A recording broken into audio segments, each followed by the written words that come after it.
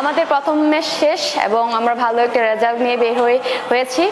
এখন আমরা পরবর্তী ম্যাচের জন্য আমরা প্রিপারেশন নিচ্ছি। আজকে আমাদের রিকভারি সেশন ছিল, সুইমিং ছিল এবং ফোম রোলার স্ট্রেচিং ছিল, সব কিছুই ভালোই।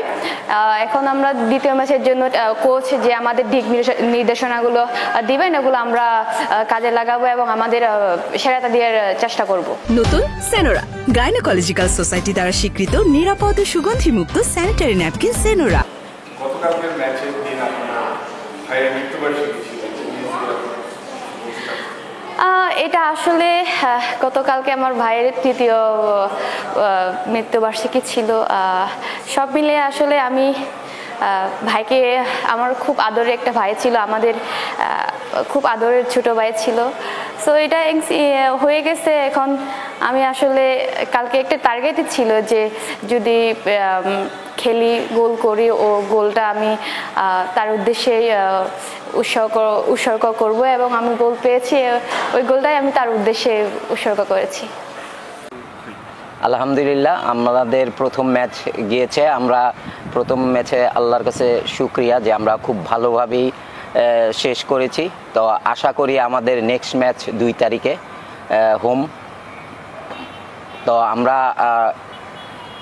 দেশবাসীর কাছে দোয়া চাচ্ছি যেন আমরা নেক্সট ম্যাচটা ভালোভাবে জিততে পারি।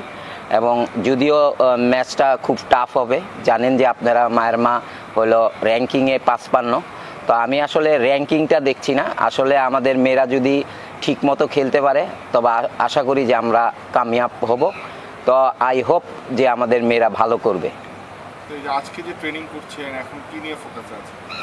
আমরা এখন আসলে রিকভারিতে আছি। আজকে লাস্ট ম্যাচ জানেন যে একটা বড় ম্যাচ, প্রথম ম্যাচ অবশ্যই একটা ভাইটাল ম্যাচ ছিল আমাদের জন্য। তো ওই ম্যাচটা সবাই 100% এফোর্ট দিয়েছে এবং সবাই ভালো খেলেছে। যার যার যে দায়িত্ব দিয়েছিলেন আমাদের পিটার বাটলার এবং আমাদের কোচিং স্টাফ, সে দায়িত্ব পালন করেছেন এবং আমি বলবো যে আমরা ভালোভাবেই এই ম্যাচটা উতরিয়েছি।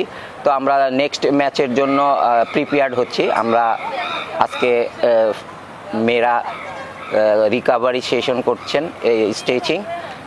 সকাল 10টায় আমরা সুইমিং করেছি।